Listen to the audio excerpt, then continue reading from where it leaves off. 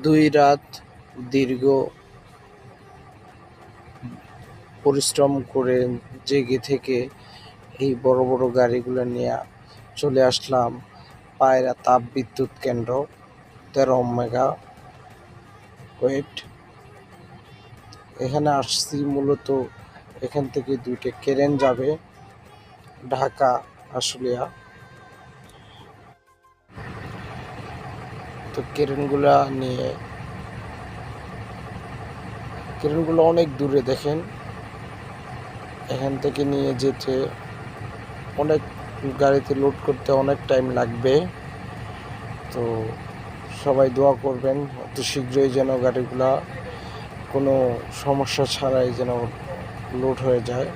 তো যে জায়গাটা দেখতেছেন এই জায়গাটা অনেকে আসতে পারবে না, কেমন।